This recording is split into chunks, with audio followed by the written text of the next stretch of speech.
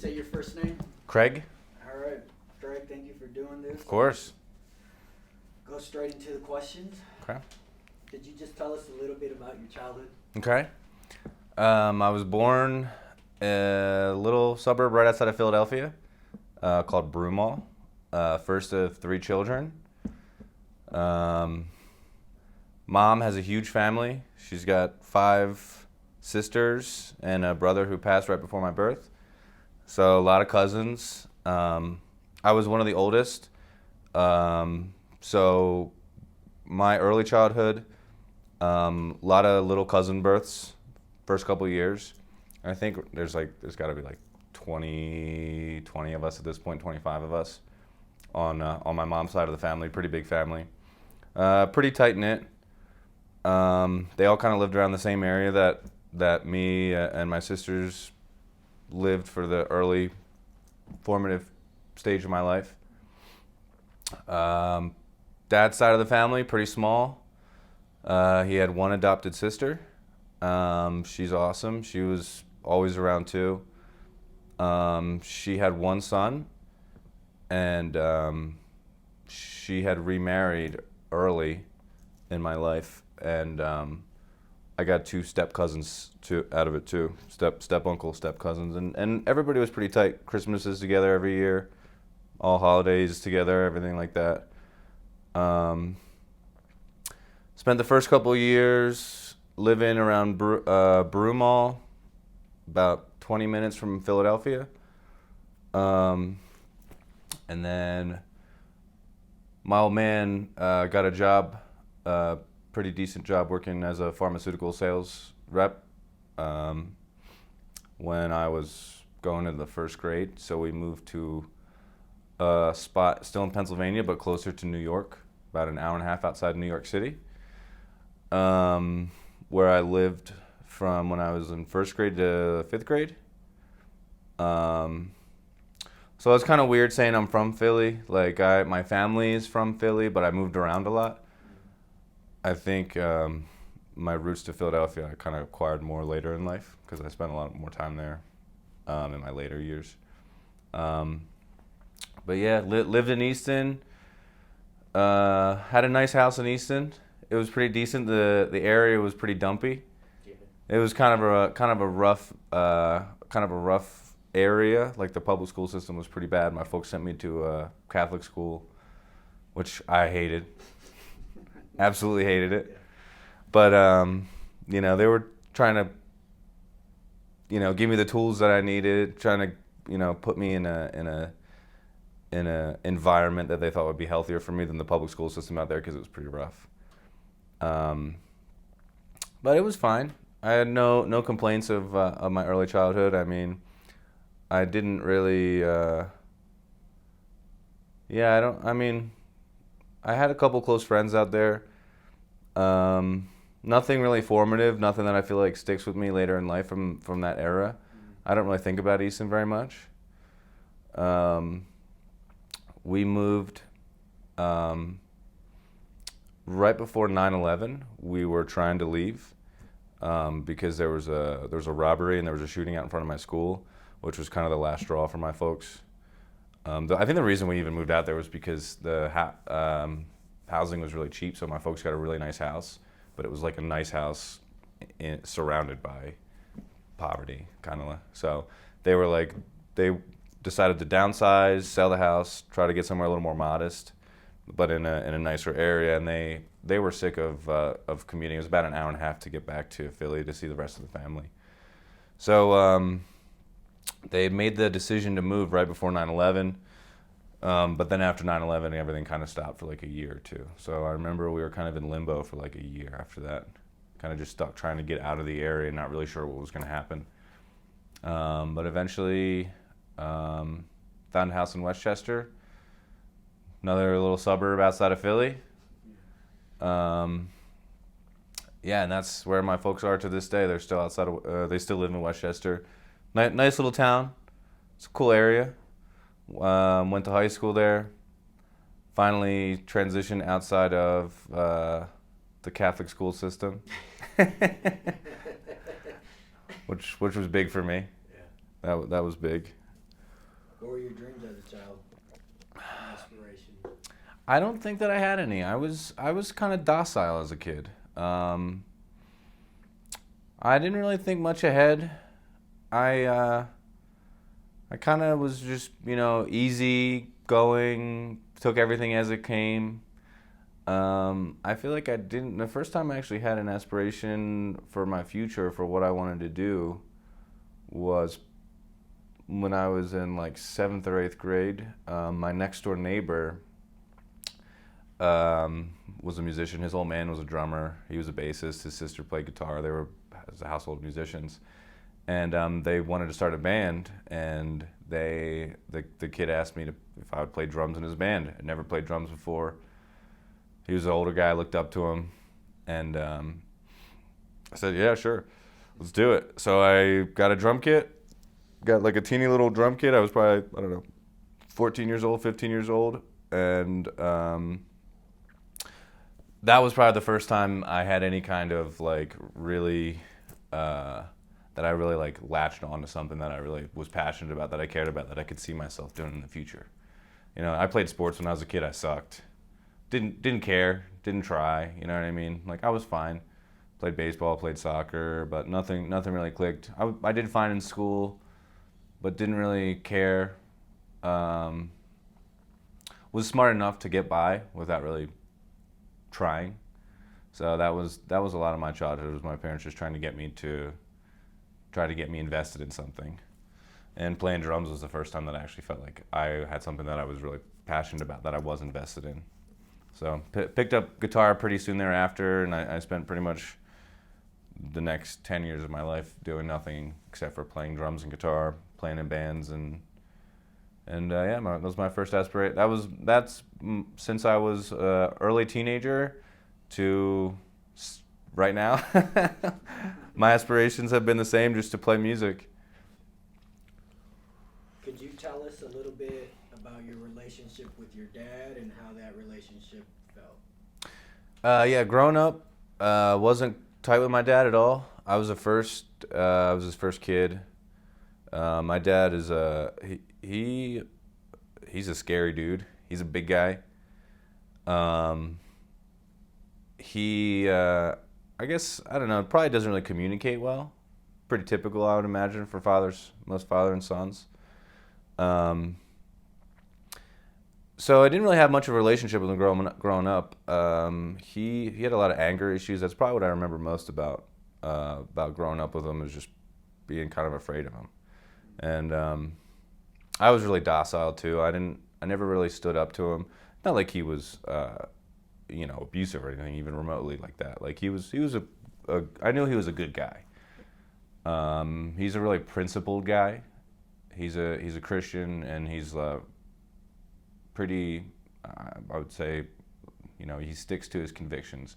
That was something that stuck with me too. For as much as I didn't really get along with him, I think it was more that I had nothing in common with him. There wasn't really animosity. There just was there wasn't really any mutual ground. All the things that he was interested in, I thought were lame. Everything that I was interested in, he didn't understand. But I definitely, as I got older, I did really appreciate his convictions. I mean, he was a good guy. Like, he was the kind of guy who would always do the right thing. There was never any kind of nebulous middle ground with his morality. Aside from the fact that he had really bad anger issues, he was a really good dude. Did a lot of stuff with the community. Like, when I was young, I know, like, as much as he didn't really communicate well, he would take me out to, like, food drives, homeless shelters, and stuff like that. Just trying to get me into that mindset too, of just being part of a community, being a good person. So all that stuff still sticks with me a lot. As I got older, I started to appreciate him a lot more. Even though we never really communicated much as I was when I was younger, I have definitely developed a pretty deep admiration and respect for him. Especially now, like, I'm about as old as I was when he had me, and I just know, how difficult it must have been. I don't know, like, who knows what they're doing with the kid? I think I put myself in his position, having a kid, and he didn't know what he was doing. So I give him a lot of credit. I think he did the best he could within his power, and yeah. Nowadays I'm tight as hell with him. Like he's my guy now. Like we kind of got to a point now. Like he was really religious growing up, and I hated all that, and I felt like he kind of forced it on me, which really turned me off to it. I think it's like one of those things where you have to let somebody get to it themselves instead of trying to force it on them, because it just turns away. I didn't understand why he didn't understand that. So I basically just kind of rebelled against everything, that he wanted from me when I was younger. But yeah, he's my guy now. If I ever need anything, he's the first person I call. Yeah, and our interests have actually, it's funny, I'm turning into him. I'm into a lot of the things he's into, and he's come around a lot of the stuff that I like now. So he's actually one of my best friends at this point. He's old too now, so he's mellowed out a lot. He's super mellow, He doesn't get angry like he used to. He's just kind of he's about to retire in a couple months. It's cool. It's really cool to see the life that he made for himself. I love my family's awesome. I love my sisters. They we came up. It was a struggle growing up because we didn't have any money. It wasn't until I moved out to go to college that my dad started really doing well. And it was really cool to see that transition from kind of struggle to like success and kind of seeing some wealth. It gave me an appreciation for it because I didn't grow up like that, didn't grow up wealthy, but now that my folks are doing really well for themselves, it's really cool to see them like be able to kind of just enjoy themselves, kind of relax a little bit. What about your relationship with your mom and how that felt? My mom is the best. She's awesome. She's one of the most caring, warm-hearted human beings on planet Earth. She, like I said, comes from a big family. Her sisters are all nuts. Her family is completely nuts. She might be the sanest one in her whole family. Extremely empathetic, very emotionally in tune. But growing up, there was a lot of situations that I just couldn't believe how much she did for us. Like, she was a waitress when I was really little.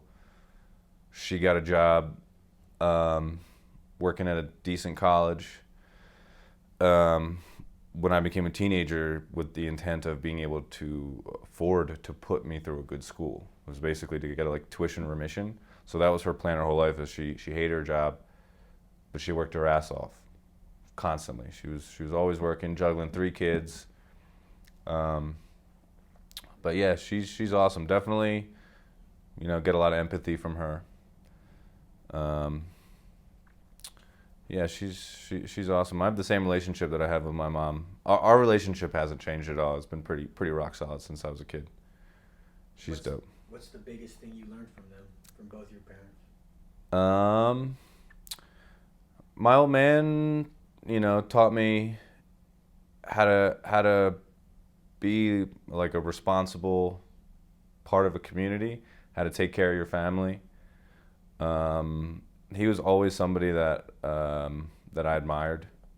There was never anything about my old man that I was like embarrassed by, or I didn't want to, wouldn't want to tell my friends about or anything like that. Which I think is pretty rad, being somebody that, somebody with conviction that you can look up to. Definitely set the bar pretty high for me. And my old lady, she just taught me how to love. She's just one of the most loving people I've ever met. So, could you tell us about your first love? It's whatever you associate with your first love. It can be a person, place, thing, hobby, and how that felt. Yeah. So first love, girl I met right before college. Had a couple flings before that. Nothing really serious. I didn't really have a girlfriend in high school too much. A couple girls that I went on a few dates with, but first girl I started seeing really seriously, we met a couple months before college, and it was pretty rad. She's a dope chick. still to this day keep in touch with her, but we were kids. We went in pretty hot and heavy pretty quick. It was both of our, I mean, she'd been in a couple relationships too, but it was the first time we really like said I love you to somebody, you know what I mean, and like meant it. And yeah, so we dated for like a year until I went to college. Excuse me. And it was awesome. You know, it was such a good learning experience how to love somebody. It was all pretty new to both of us. It was very experimental, but it was kind of fun being able to have that experiment with somebody who's like your best friend. You know what I mean? I ended up going to school on the other side of the state in Pittsburgh, and she stayed in the area. She went to college where we were both from. So we tried to do the long distance thing, which was miserable. That was a nightmare. In hindsight, I regret it a little bit, I think. Although it's difficult to say in the moment, like, how I would have known any better. I mean, there was, you know, we talked about the real possibility of, like, getting married. You know, we were, like, 19 years old. It's, like, unbelievable to think about nowadays. But we were really serious, and trying to make the long-distance thing work was just way too challenging for a 19-year-old. You know, I do regret because my whole freshman year of college, I was with somebody, and it would have been fun to, you know, be single, to be fresh, to kind of start kind of from scratch in college without being tied down to home, because I definitely felt like my heart was not there, was not in Pittsburgh, was not in school. So I spent a lot of time, a lot of money going back and forth. I mean, I feel like I was going home every 2 weeks. And then I think we ended up kind of just like resenting each other because of how difficult it was to make it work for each other. We were making so many sacrifices. You know, she was miserable, I was miserable, which has got to be too much. And then yeah, I mean, we both kind of, our mental health took a serious nosedive around that time. Like sophomore year of college, she ended up cheating on me with a couple of my friends, which I get why she did that. I mean, she was just lonely, and my friends were there for her, and she kind of, I think, projected. I ended up cheating on her, which was just ugly. The whole thing was just ugly. And you know, to do something like that to somebody you love, that was pretty. I don't know. It was kind of a shock just to seeing the depths we were capable of going, because we ended up like really hating each other, like deeply hating each other, which is pretty. You know, that was just being able to do that to somebody that you love because you love them. It's just such a funny thing how it, you know, love and hate are so you know, inextricably connected. Yeah, so first half of the relationship was awesome. Second half was terrible. We tried to make it work. We tried to reconcile, and it got to a point where there was just no reason to keep trying to make it work. But I will say, fortunately, in the years after that, we did kind of come together again, and you know, I did a lot of things that I regret. I said a lot of things to her that I regret, you know. But it was a learning experience, like how to treat a woman. You know what I mean? Like how to treat somebody you love, and how to know when to walk away from something when it's in your best interest. I mean, it was such an awesome formative experience for me. And there were times in the years since then that I would meet up with her to grab a drink just to talk about it and mull it over, and like I think we both have, you know, such a deep respect for each other, and like we you know, it was just, I'm glad that I have a relationship with her now that I can take all of the valuable experiences that I got from that and still be able to, you know, call her if I needed to, or just like reach out to her every once in a while just to see how she's doing. You know, it's cool. It definitely shaped all my future relationships for sure. How so? I mean, it made me not possessive. It made me realize, like, I know that she loved me and she still cheated on me. And I don't know, I think people get a little bit possessive sometimes, and it kind of just taught me, like, it doesn't mean, like, I don't know, I feel like it just made me a lot more comfortable with relationships in the future. Like, if I've ever been in a situation where I'm being broken up with, or I'm just having relationship difficulties, it's a lot easier for me to manage it with a clear head instead of getting emotional, overreacting, getting upset, saying hurtful things, because I did all that the first time. You know what I mean? The whole gamut of the spectrum of things you could do that you love somebody. You know what I mean? Like writing crazy letters to somebody and all that. Like like how much I love you, and then a year later writing crazy letters about how much I hate you. The whole spectrum of emotions. I feel like it really taught me how to rein in all that and be an adult. Be a little bit more mature about how you handle love and heartbreak, and So I would have thought that it did the opposite of that. That because, that didn't happen to me per se.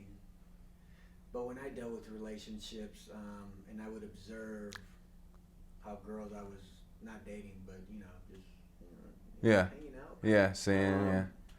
And I'd see them do their stuff, but I'd also see like girls cheating on their boyfriends, and Mm-hmm. that gave me insecurities. Yeah. For me. Yeah. So it wasn't like, oh man, I'm not gonna do that. It was like, Yeah. It was like, damn, this is what happens, and for me it took. I got to my Yeah. 30s, I feel like a lot of folks would take it that way too. Yeah. I feel like that's kind of the natural response. Yeah, but your response was the opposite of that. Yeah. I mean, I don't know. The thing is I really did love her when I cheated on her. Like, I knew where my heart was at, and I really hated myself for it. And I know she did too, and she was pretty screwed up afterward. Like, after cheating on me, she hated herself. And I just felt bad for her more than like I felt sorry for both of us, because I knew our heart was in the right place. It was the physical separation that was just made so difficult.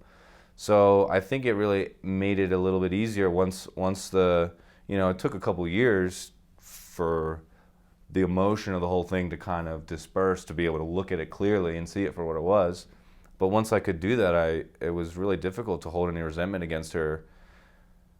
Or even my friends, you know what I mean? Like, I knew I still have a really good relationship with my friends that were involved in that whole situation. There's not any resentment or ill will or malice. I mean, it was just a learning experience for us. And yeah, even that dynamic. Yeah. I don't know. I mean, your mom taught you good. Now. It's like the ego, which would end up happening. The pride and ego get it, Mm-hmm. and it's your male friends, Yeah. But what is hating your friends gonna get you? Yeah. I think it would be different if our relationship was good and she was being sneaky or something like that. You know what I mean? But there was more like a finalization of what already was. Exactly. Yeah. And she was honest with me. We were honest with each other too. Like, we, there wasn't any secrets. We knew what happened, and she ended up like moving on to like a farm for like a year. Just she had to get away from everything because she was so upset with her. I felt really sorry for her. I felt really bad. So it was easy to forgive.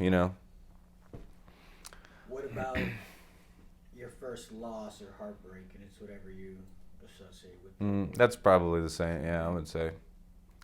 First big heartbreak.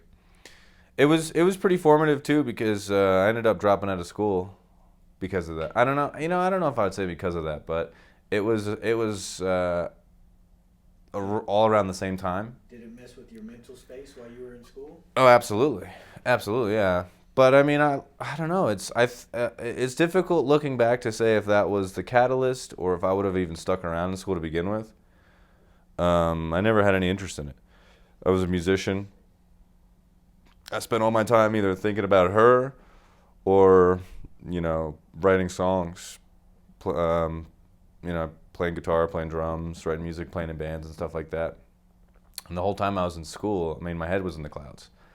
So it's difficult to say. It coincided with the dissolution of our relationship when I stopped going to classes. It was right at the same time.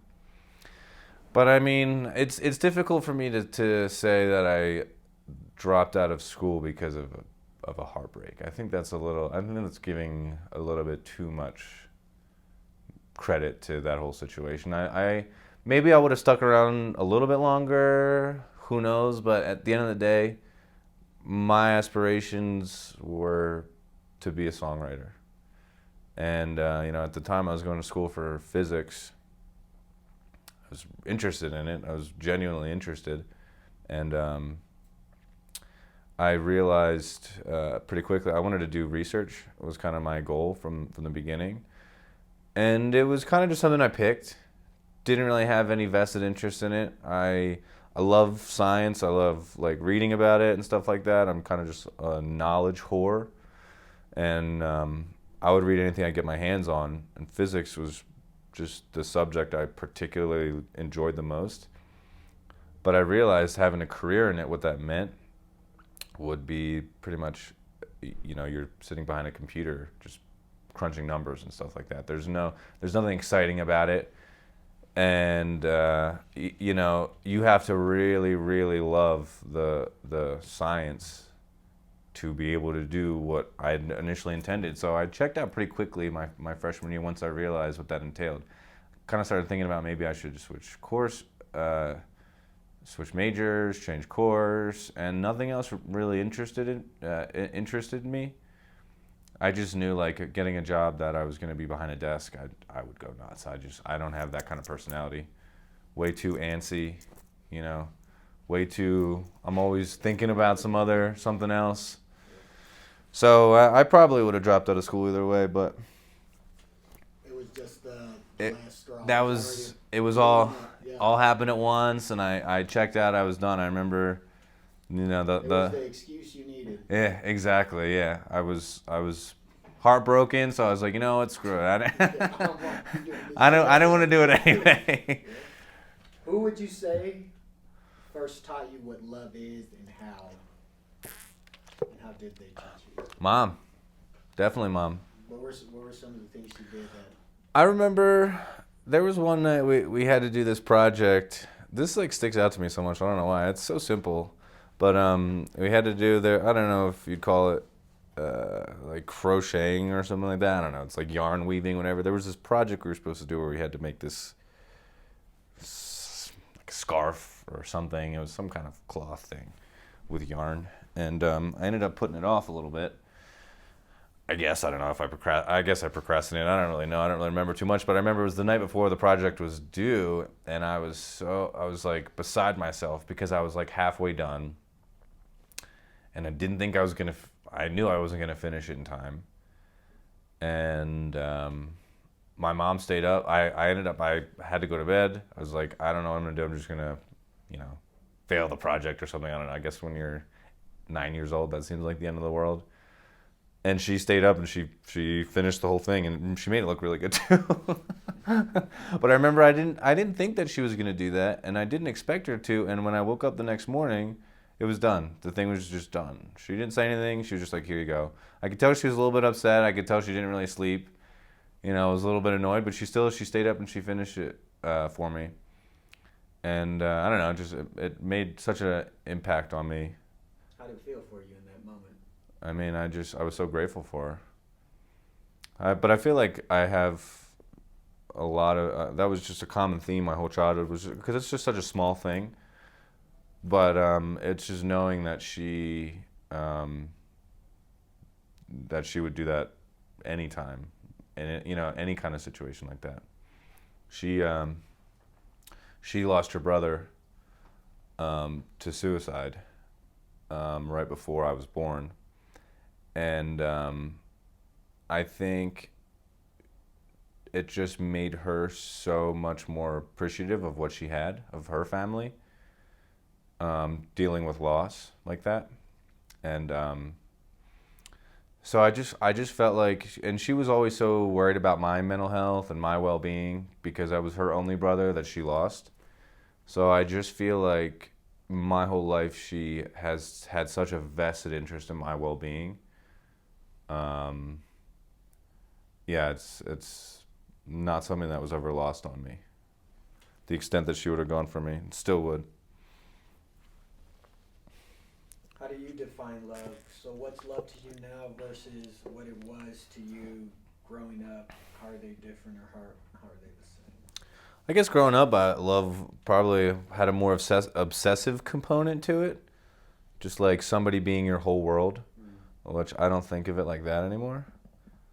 I think that there's a healthy level of independence that you still need out of love. But love to me is being constantly supportive of somebody, even in the face of their faults and their flaws and ignorances and whatever other issue. You know, everybody's got their demons and their faults and stuff like that. I think love is being able to stick with somebody, be accepting of who they are completely, the beautiful things and the ugly things.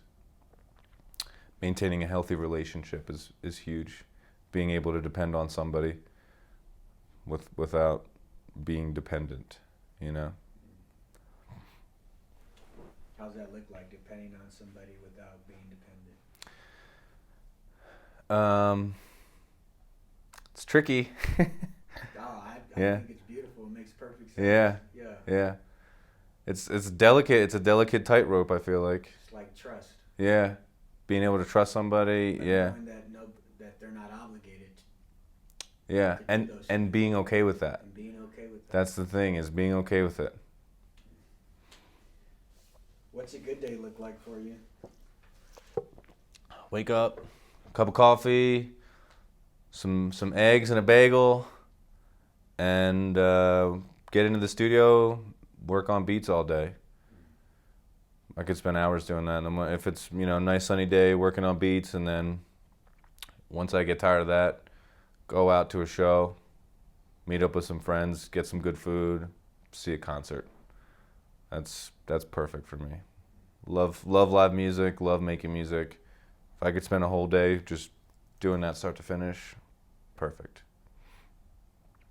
What's a bad day look like for you, and how do you get through that bad day? Some days, and it's difficult to say what makes certain days, but you just don't want to get out of bed. And it's tough to say why. I mean, it could be almost seemingly without any external influence. Some days you just wake up and you just don't feel like doing it. Got no motivation, tired, groggy. I mean, it's tough to get out of those slumps.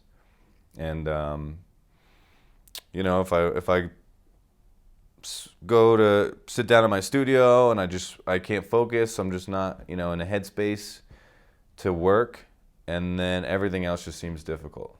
You know what I mean? If I can't get any work done, if I'm 20 minutes in, a half hour in, and I feel like I'm just sidetracked, you know, there's a flow you got to get into when you're working. And if you can't tap into that flow, and I feel like I'm just like, you know, twiddling knobs, not really accomplishing anything, and then you kind of just get stuck in that feedback loop in your, you know, in your own head, where and then the day just seems like it just vanishes and you got nothing done. It's tough to get out of I mean, sometimes I can force myself to, but more often than not, those days it ends up just, yeah, be like, we'll try again tomorrow. What's a person or an event that shaped you, good or bad?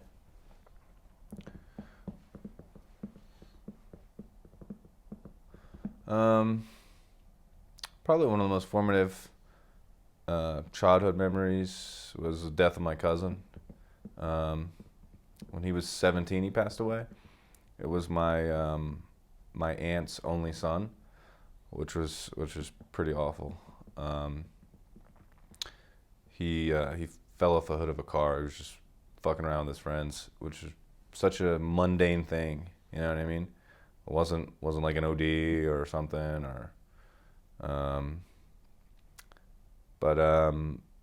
yeah, this was, God, it's got to be 15 years now, 17 years, something like that. I think you'd be like 35 or 36 now. But it's just crazy growing up. When you're a kid and that happens, you kind of think like you'll get to a point where you get over it a little bit. But it's been kind of sad seeing my aunt get older, missing milestones. You know what I mean? Like it almost gets harder thinking about like, seeing, me and my sisters growing up, my sisters getting married, seeing us get jobs, move, graduate college, all these milestones, and just imagining like where he would have been, as she gets older. So it's been, I can't imagine she didn't have her husband was never there. She remarried, and he's a good guy, but that was, and she was adopted too. So in a sense, that was her only blood family member in this world, and she lost. So it's pretty tragic. It was, I feel for her, but. In what way did that shape you? Like, how did that shape as far as who you are and how you see things? I mean, being so close to death with somebody so close to you at a young age, I think, everybody goes through that kind of thing, but it's something you need to learn how to deal with. I think it prepared me for loss later in life. I've had friends since then pass, and wasn't, tragedy moving forward since then has never been quite as much of a shock to me. I don't want to say it made me callous, but it made me definitely a little bit more, I guess, gave me a little more mental fortitude, I would say. Just, you never know. Literally, any random day something could happen, and, you experience some loss or some tragedy or something like that. So, I don't know. I think I don't want to say it was a good thing. It certainly wasn't a good thing, but it definitely prepared me for a lot of things later on in life that I feel like I was a lot more adept at coping. What inspires you? Everything. Art. I don't know. I love movies. I love music. I get ideas for songs from watching a movie. Something completely, totally different medium. And not like a song in a movie, like just a film itself. But that's what keeps me going. I always got a tune or a jingle or a beat in my head. And just trying to be able to get to a point where the things in my head I'm capable of creating, especially using software. It's just kind of a bizarre thing. Trying to make a song out of a computer is just it's a kind of a weird thing to wrap your mind around. But getting to a point where any sound I hear in my head, if I'm walking down the street and there's like a garbage truck is making a sputtering sound, and just hearing how the sound reverberates off the buildings around me, and trying to figure out what each sound is doing within, what I mean? Just hearing how sound works and how it moves. Being able to translate that into a computer and like recreate some things like that. Like when I'm mixing, I'm pretending like the sounds are actually in a physical space.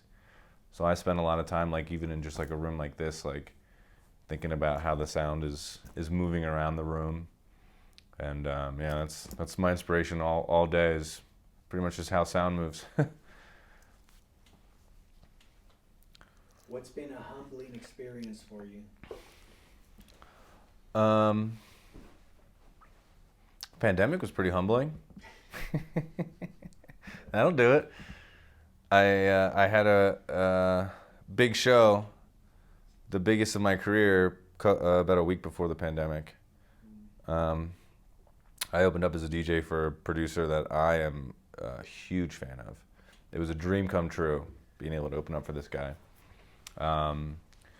and it's something that I've been working at this for over a decade, putting my all into it, and to see it finally pay off was just extraordinary. Feeling like it's actually working, like the ball's rolling, I'm making connections, opening up for this show, and the show was killer. It was nuts. Probably one of the best nights of my life. And then it was like literally 6 days or 7 days later, the entire world shut down.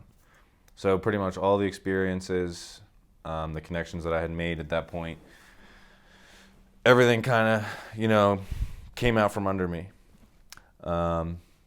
So kind of put me in a position where I was starting over from scratch. But at the same time, so is everybody. Everybody in that industry, everybody in a lot of industries kind of had to start over, I feel like, I guess some people had better experiences than others during the pandemic, but definitely very humbling. I was at a spot that I felt like I was, on top, and then, now I still feel like I'm still struggling to get even close back to where I was back in Philadelphia, but that's my motivation now is trying to What were some of the things you learned in that experience? The pandemic and then seeing your life going one way and Yeah. something completely out of your control. Just Yeah, I mean, there's a lot to it. There's the social media aspect of it. I was pretty fine for like the first year of the pandemic. It was a huge bummer, but I spent a lot of time. My aspirations are twofold. I want to produce and I want to play live, which is two different skills, totally different skills. So I spent a lot of time working on both. So during the pandemic, I thought I'll take this as an opportunity. I was out of work for a little bit, just like everybody. Had a lot of free time. So I spent all of my free time working on my production. So for a while, it was actually wasn't a net negative. You know what I mean? The DJing and playing shows part fell by the wayside, but the production, I had a lot more time to work on my production, get everything tighter, and just hone in all my skills, which was, I tried to use it as best of an opportunity as I could. But it got to a point after a while where there's a personal aspect, there's a social aspect to playing music. My beats online actually were doing pretty well. I was seeing a lot of growth on my channel, and by any metric you could consider it a success, except for the day-to-day reality of my life was I was in a room by myself. Everything was on a phone. You know what I mean? It was all social media. And it didn't really it didn't really sink in right away what kind of feedback effect it has on your mental state when there's not any physical interaction. It's like I'm seeing my channel taking off, but it's all just on a in this realm, this digital realm. You know what I mean? It's like, I don't know. There's something about being able to go play music live, seeing people moving, dancing, and that feedback, that social, it's a little bit of a give and take, and to just kind of sit in a room for, 18 months, shipping beats, you know what I mean? I made a lot of connections online. I was, engaging on social media with people from all over the place, all over the country, and it was cool. It was definitely cool, but after a while, it just got to a point where it was like, that whole, I lost a lot of motivation to keep doing that, because the whole point of it for me was the social aspect of it. That's the point of music, it's a social thing, I think. So I don't know, it definitely reshaped my perception of social media. It's definitely a tool. It's a powerful tool. And I'm trying to get back to the point where I can utilize it as a tool without depending on it. I think there's a little bit of a difference there.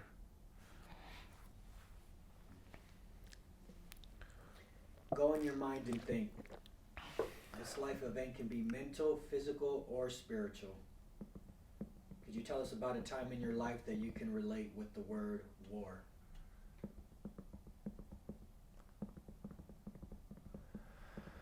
I mean, I've had a lot of friends struggle with a lot of like mental health issues. I feel like that's a real war. I feel like the drug epidemic. I mean, I feel like this is something. Um, I almost get a little bit frustrated with how seriously people are fighting the pandemic, like the mask stuff, and how there's a lot of people get really upset if you're not taking the pandemic as seriously as other people, not getting vaccinated, not wearing a mask, whatever. I mean, not so much, right now, but like as much as like a year ago, a couple months ago. I mean, that was a war in a sense, but it's a little bit frustrating to me because I think a more serious problem is the mental health crisis. I think that's the closest thing that we have to a war. You know what I mean? Like, we all know somebody who's lost their life to a mental health issue, whether it's an OD or a suicide. You know what I mean? Like, that's our modern crisis. And I don't know, it's a little bit frustrating to me how it's constantly around us. And it doesn't really seem like people take it as seriously. You know what I mean? Like, could you imagine if everybody mobilized against the mental health epidemic the same way they did about the coronavirus?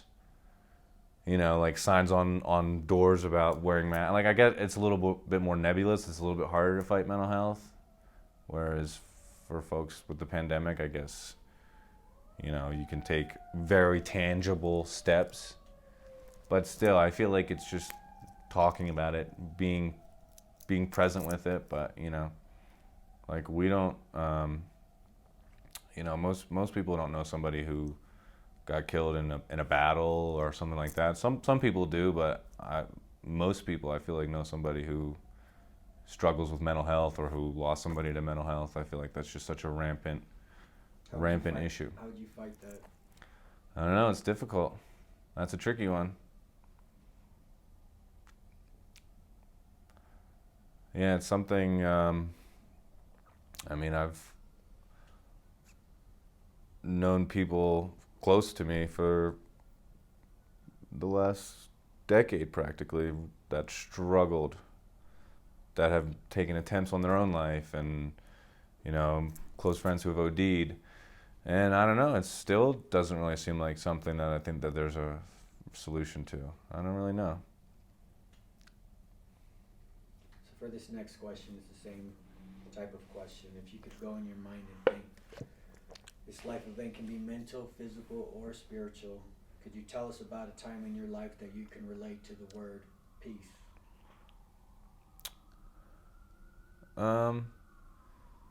Yeah, I mean, I feel like there's been a lot of moments in my life sitting on a beach or just being in the mountains. I mean, peace is pretty simple, just a quiet moment. I don't know that there's any major event that I could describe, but there's a lot, I don't know, just a quiet moment sitting on a beach with your family, or just like a snowy night when it's dead quiet, just like sitting out on a porch watching some snow. I really enjoy those little moments. Could you tell us about a truly difficult time in your life, how it felt, how you persevered?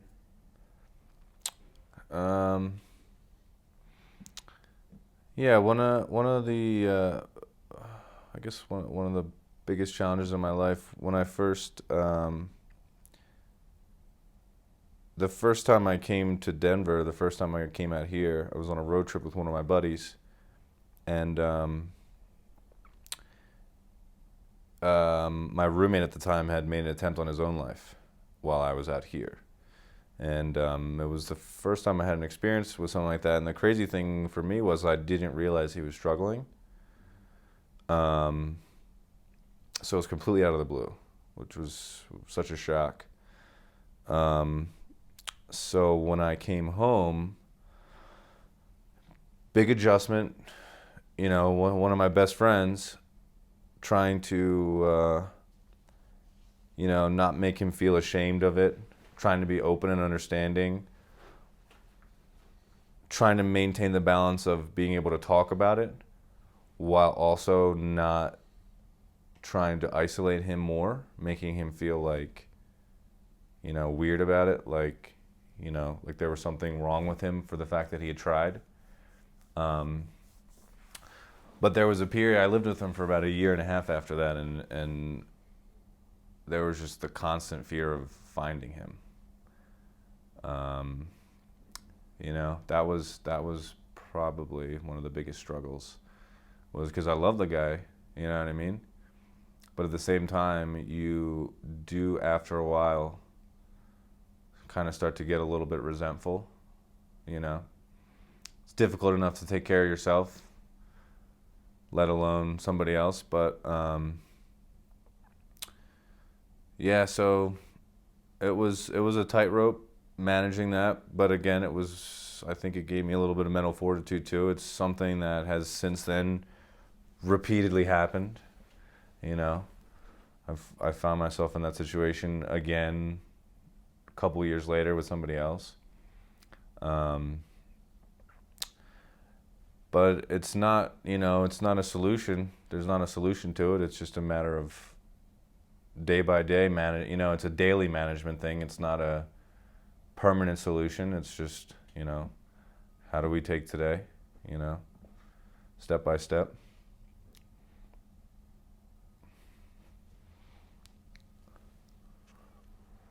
How was that for you emotionally?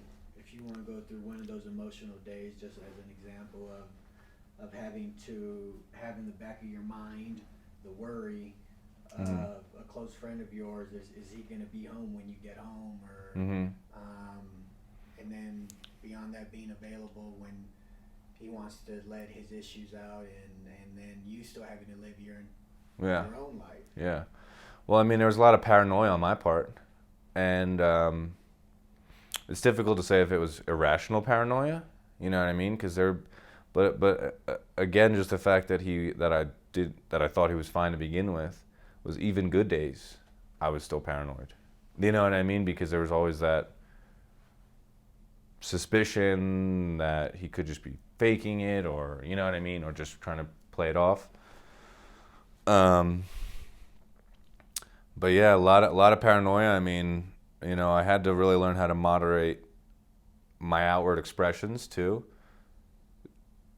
I spent a lot of time learning how to, even though on the inside I was extremely paranoid, a lot of anxiety, a lot of just constantly worried, presenting myself as somebody who's optimistic and supportive, and we'll talk if you want to talk, if not, we'll hang out, whatever. So it was kind of weird that my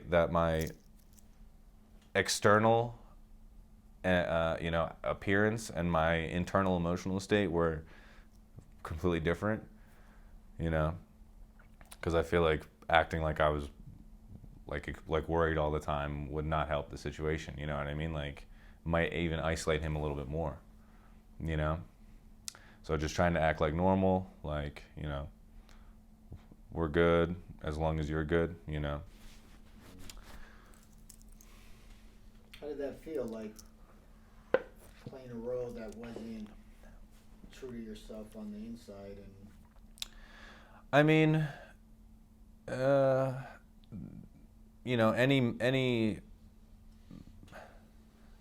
mental discord certainly takes a tax on you. It was exhausting. But in hindsight, at the same time, my buddy's doing really well now. So it was worth it. It was worth it, yeah. There's a lot of,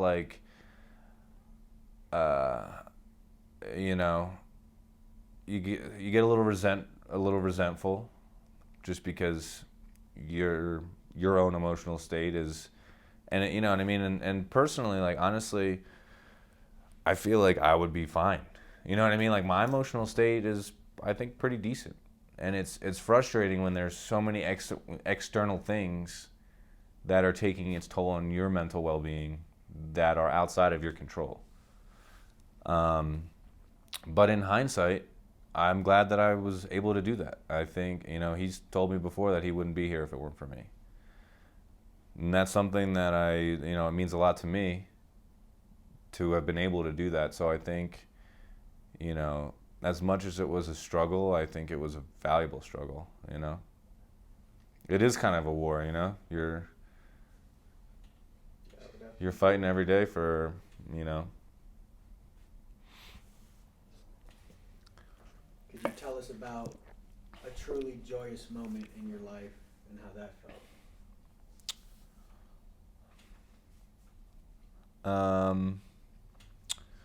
Another show,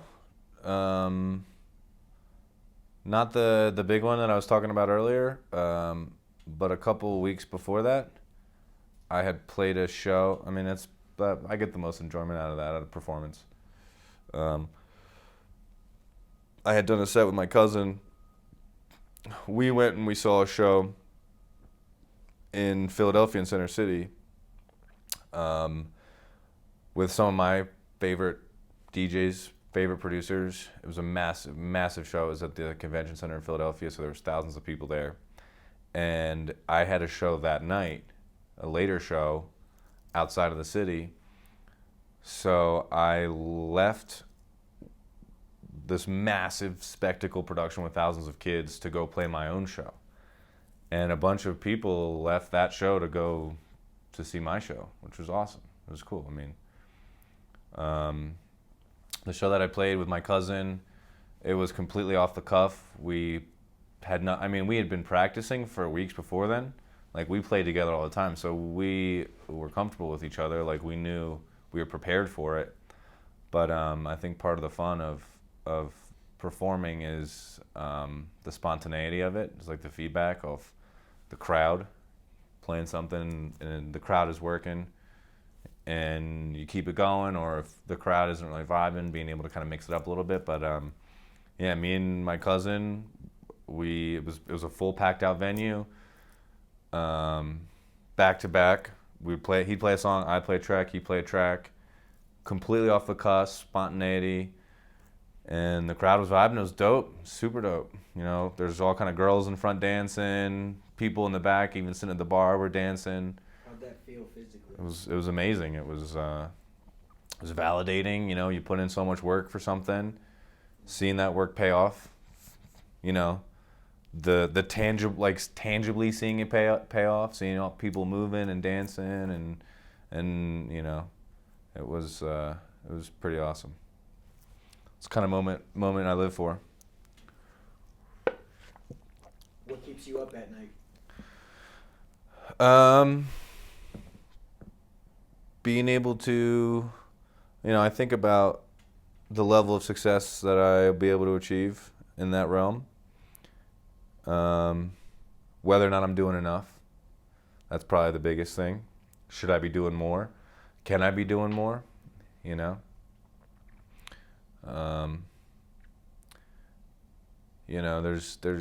a little bit of push and pull between enjoying your life and putting in the work that you need for the eventual payoff. And I worry about getting older and seeing how much success that you've accumulated and what you can hope to do and whether or not you're getting too old. So I think at nighttime those thoughts get a little more amplified, maybe even a little bit like unfounded. During the day it's a lot easier to just keep pushing. What keeps you going every day? Just big dreams, aspirations. I focus so much on music. That's my outlet. That's my passion. Every day, like, it's not. I never feel like stagnant because I'm always, I always got something, a track that I'm ready to finish to ship out, or, just looking for the next thing. Imagine you're in the hospital today with only hours to live. What would be your regrets, if any? I don't know that I have a lot of regrets, to be quite honest. I guess, I don't know. I mean, like I said before, I guess if I had any regrets, it would be maybe I wish I could have done more. But at the same time, I feel like I've, put in a pretty good effort of trying to make everything happen that I wanted to. It's been some external setbacks, but I think for the most part, I don't know. I mean, I've made mistakes before, but I'm happy with all the mistakes I made. It's you learn and you grow. I think the biggest thing is not making. It's not about making mistakes. It's about taking something away from them and being able to add it to your repertoire and being able to grow from it and learn from it. So I don't know. I truly would like to say that I have no regrets. What are your dreams now? Just want to play music. You're the co-author of your life story. What's your picture perfect ending? And it's not necessarily the end. It's just if there were a book or a movie, what does that look like for you and feel like? I mean, circle of friends, all with similar ambitions, all musicians, producers, DJs, singers, just a tight network, got a record label, playing shows, got a following, just feeling productive, feeling, it's not about, I don't care about fame. That's not the ending. That's not the goal for me, is being like a celebrity or something like that. Just having a tight circle of like-minded people that are all motivated, that we're playing shows, we're performing, we're getting kids to come out, and yeah, that's the dream right there. That's the ending. I feel like that'll be getting to that point. We'll feel like kind of like you made it a little bit,